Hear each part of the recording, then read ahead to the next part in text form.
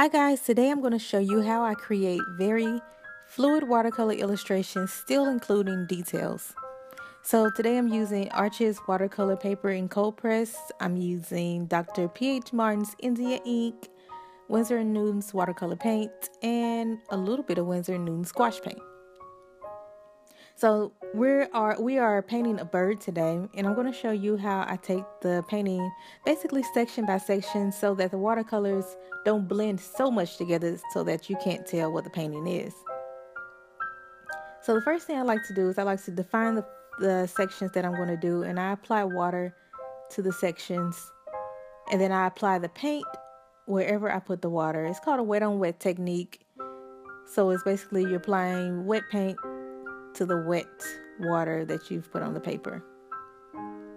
So I'm just putting a little bit of a lighter tone of blue mixed with a turquoise and a navy blue, and I'm going to take water and blend that together so it creates a very seamless fluid effect that most watercolor artists just really love.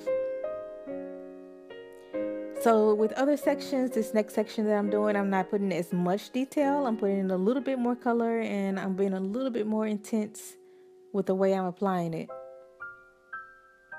And if you guys will notice the way I am holding my brush, I like to hold my brush either in the middle or the end. I'm not holding it at the tip by the brush bristles.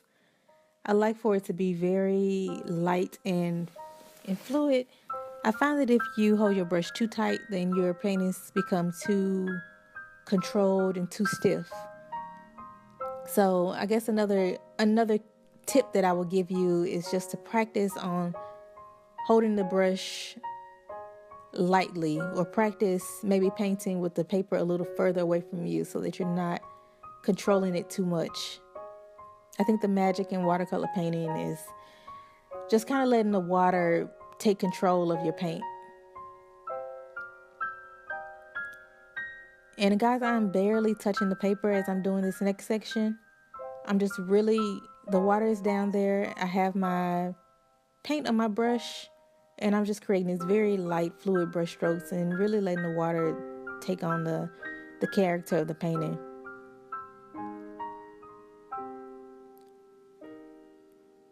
And another tip for watercolor painting is that if you feel like you've added too much color or you feel like you've added too much water, just take a paper towel or either take a dry brush and just get some of that paint off of there. Or if you feel like one section has too much paint, put water on another section and take paint from the section that you've done previously and put it onto that so that you don't waste paint.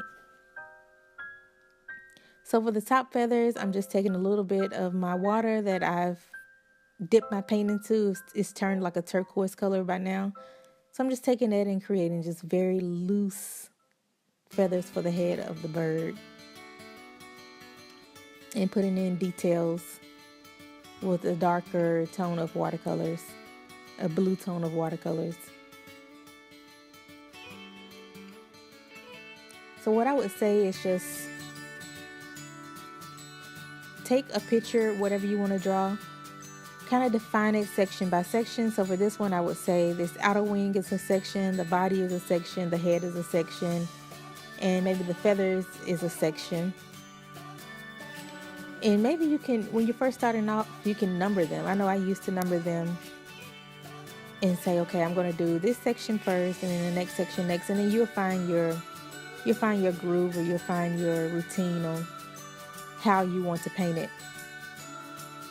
But as you guys can see, you can tell that it's a bird. You can tell that it's done in watercolor, obviously, but it's not super detailed and it's not too fluid where it's just running all together.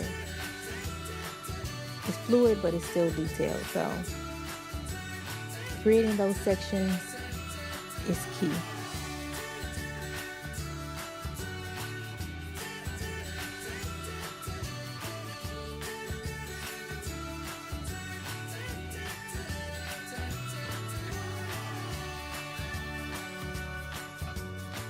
So what I'm doing now is just going little bit by little bit and adding a little bit of detail. I'm taking a little bit of gouache paint and I'm taking a dry brush and adding a few dots